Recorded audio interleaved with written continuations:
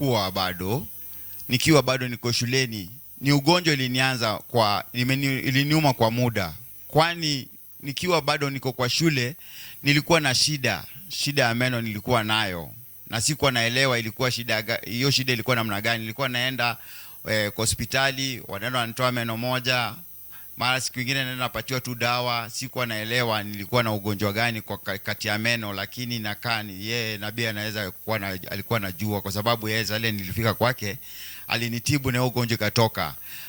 Hii ugonjwa ya ulcers ilikuwa ni vile nilikuwa bado tena nakuwa tu. Kitu ilikuja kanishika, ikaonekana nilikuwa naona vyakula, nikikula kitu kama sukuma, kusema ukweli ungekuwa hata wewe mwenyewe ukiniangalia ungekuwa naamini mimi, kwani nilikuwa nakuwa mgonjwa vibaya sana. Na nilikuwa na ile ugonjwa, yani kianza kuniuma paka niende nikaambiwa, kwa sababu nilikuwa nimeenda kwa hospitali hizi ma dispensaries nini na nini, na kuna wakati nilikuwa nimeenda Kenyatta huko Bagathi huko, wakajaribu kunitibu, ikaonekana ugonjwa wenyewe, wakaniambia vitu fulani unafaa uache. Na kwa vile ugonjwa wenyewe ni ugonjwa kwa mwili, na hizo dawa sijui ilikuwa namna gani, daktari akaniambia niendange chemistry na nunua hizo dawa. Sasa nilikuwa nanuanga dawa kwa chemistry, kila wakati ile ugonjwa ikikuja na nunua dawa. Sasa nilikuanga kwangu kulikuwa kumepangwa madawa, paka nitumie dawa ndio nisikie niko sawa. Kama situmii dawa singeweza kukusikia vizuri. Lakini wakati nilifika kwa nabii mimi nilikuwa naenda dhehebu fulani. Na nilijaribu kuingia kwa madhehebu fulani kwa sababu nilikuwa naenda kujaribu kutafuta uponyaji wa maisha yangu. Sasa nilikuwa naenda huku napata daktari ule nimepata hapo, nimepata pasta pale, pasta ananipeleka hivi hata nikafika kwa mengine, akanionyesha njia zingine, nikashindwa kama sasa hii ndio kupona njia. Kama nilikuwa unajua wakati nilikuwa na hizi mavitu ulcers ilikuwa ni hii mashida nilikuwa nazo. Nilikuwa wakati hiyo nilikuwa bado niko kwa hii mambo ya kidunia, nilikuwa natumia pombe mimi nimekunywa sana. Hii vitu bangi nilikuwa navuruta. Okay, hii miraa mimi nikajaribu nikakula miraa. Mimi nilikula miraa. Yaani ulikula miraa? Miraa nilikula. Na hii mogoka hii mnasikianga watu wanakula hii, wanasemanga ati taxi wanatoa nini Probox. Hiyo nilikuwa nachukua na karanga ndio nakula nayo ugali. Mpenzi mtazamaji, ukiwa pale nyumbani, hii ni story. Unaona, huyu ni ndugu yetu ambaye anaitwa Ndengwa. Anasema ile mogoka. Yaani mogoka unakula nayo ugali. Mogoka ilikuwa inakula ugali. Na karanga kama saa 7 hivi nakula na ugali. Sasa hebu nikuulize, ndugu Ndengwa, hii mogoka utamu wake ulikuwa upi so ukikula na ugali? Unajua umetumia kama kitoweo. Kwa kusema kweli nikiambia mtu mimi nimeokoka sasa saa hii, na namshukuru tu Bwana, na napenda pale niko saa hii ninasikia nimepona kabisa, nasikiaga niko sawa. Unajua ndani ya mabawa niko sawa. Hii ya mogoka kwanza, kupiga mogoka kama sasa ulikuwa unaiweka chumvi pia? Mogoka unakaranga tu, unakaranga vizuri. Unaweka nini, unaweka nyanya, unaweka kitunguu. Yaani unapika tu kama mboga zingine. Unapika tu kama mboga, tunakaranga namna hiyo. Na ni tamu tu kabisa. Unasikia ni tamu kwa sababu unajua ni mlevi. Sasa auto weni sikuwa naelewa, kwa sababu nilikuwa lazima nifanye tu hivyo. Sasa sikuwa najua, kwa sababu nilisikianga mimi ni tamu, sijui kwa mtu mwingine namna gani. Hii vitu nilikoitwa miraa naye nilikuwa nakula kwa mastarehe. Kitu bangi nilivuruta. Bangi nilivuruta, nilikuwa nachukua bangi nachukua na pika. Natoa ndani, ndio hiyo nilikuanga chai yangu. Nilikuwa nasemanga hii ni majani ya chai. Pale ulikuwa umesema siji kwa plot, ulikuwa umepelekwa pale. Nilikuwa nakuuliza upande sasa mahali ulikuwa umeenda ukasaidiwa kabla ufike huku hivi. Ulikuwa umesema ulikuwa kwa plot, siji akasema ni prophet. So huyo prophet alikwambia aje akakutibu? Prophet aliniambia atanitibu. Na vile aliniambia atanitibu, akaniambia kwanza kabla hajanitibu anaona niko na kitu kadogo, kwa sababu alisema yeye ni prophet na anaona.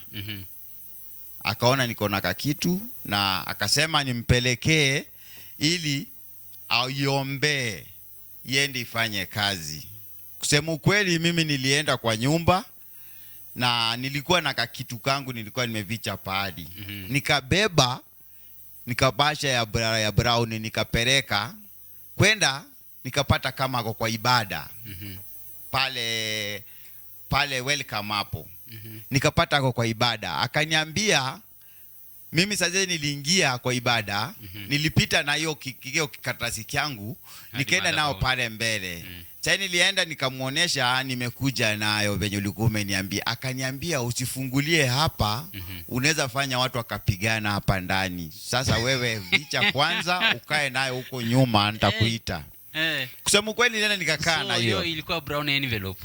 Brown envelope, na ilikuwa na kakitu kangu kidogo, na alikuwa alisema ameiona.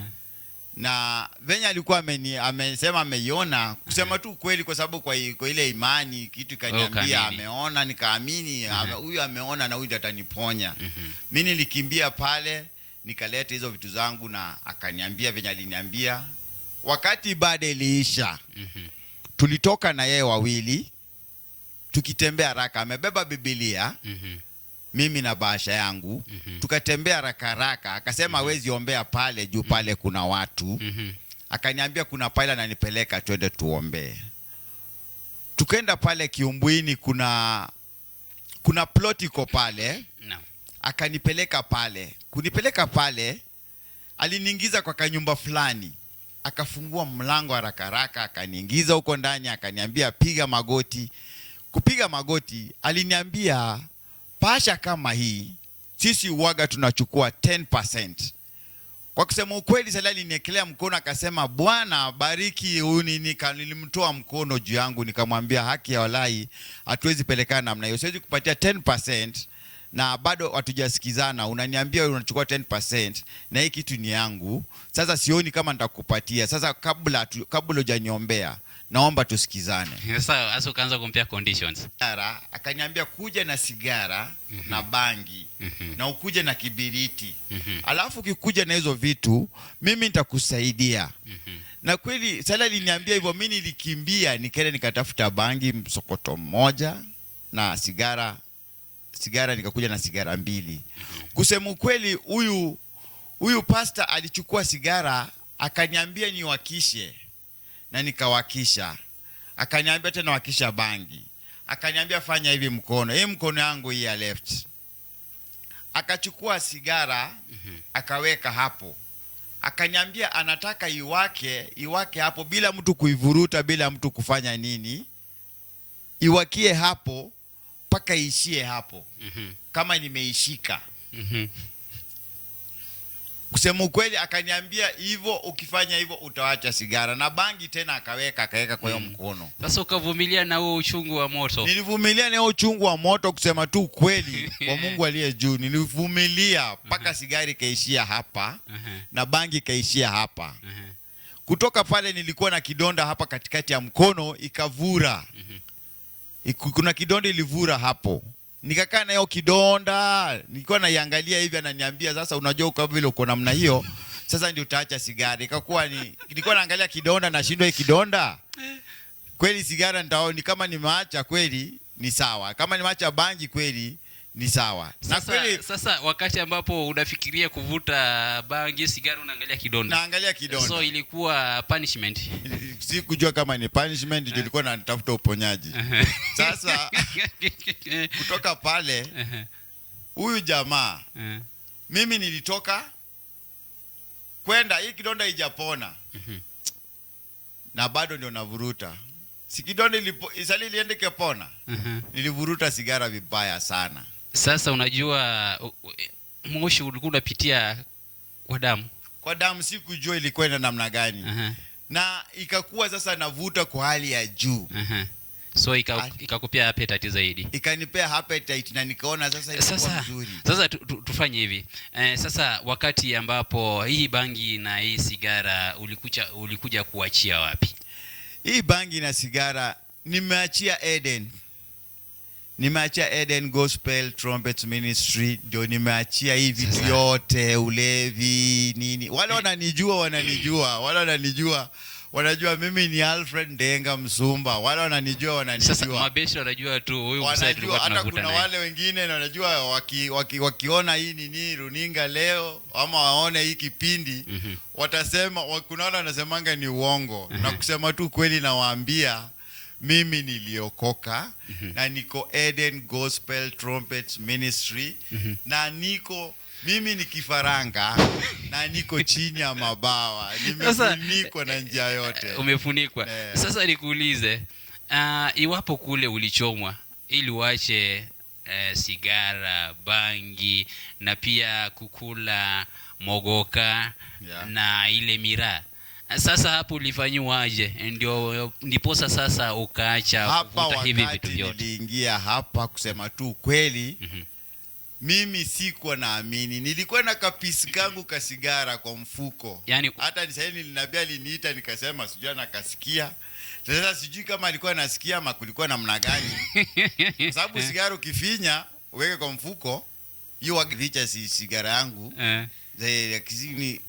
Nifika tu hapa kusema kweli sijawahi na hata sipendi. Sijawahi kuvuta bangi na sijawahi vuta sigara tena na sijawahi kunywa pombe hata mogoka.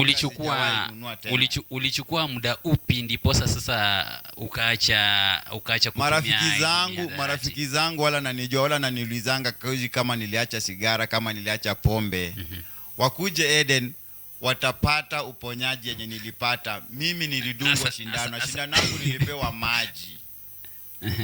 Nilipewa maji. Sikulipa hata shilingi.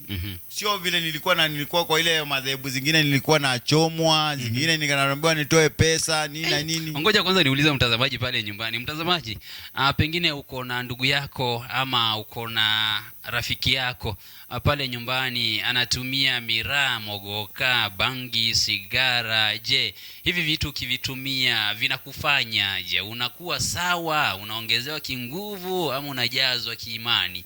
Kwa sababu Alfred anasema kwamba yeye alikuwa anazitumia na hakumaliza, yani kuacha kutumia vile vitu. Alienda mahali akaambia, kwa sababu hivi umekataa kuacha kutumia ama kuvuta sigara na bangi, sasa tufanye hivi, wacha tuchome mkono yako kwanza, ndiposa utakuwa unaona hiki kidonda, alafu utakuwa unasema sivuti. Lakini sasa ilifika mahali ndio sasa kawa alivuta zaidi. Je, pale nyumbani wewe, yule ambaye anavuta sigara ama amai vuta sigara, ulifanyaje ndiposa ukaacha? Kuna wengi wanasema ati tumbukiza hiyo sigara ndani ya maziwa, sijui fanya hivi. So sijui kwako wewe ulifanyaje? Alfred baada ya kuchomwa pale akaona kidonda kwa mkono, akajua kwamba hiki kidonda vile kiko hivi sitavuta. Lakini na nasikianga bangi inakanga kwa kichwa miaka 7 ama miaka ngapi? Inakaga miaka 7. Miaka 7. Ndio. So tuseme saizi bado ingali, lakini itatoka pole. Kwa kusema kweli sasa nilipatiwa maji. Ilitoka yangu Eden. Ukifika Eden sidhani kama kuna kitu inaweza baki ndani. Unabaki ukiwa msafi. Unaona vile nimeng'ara hivi, vile nimenona hivi.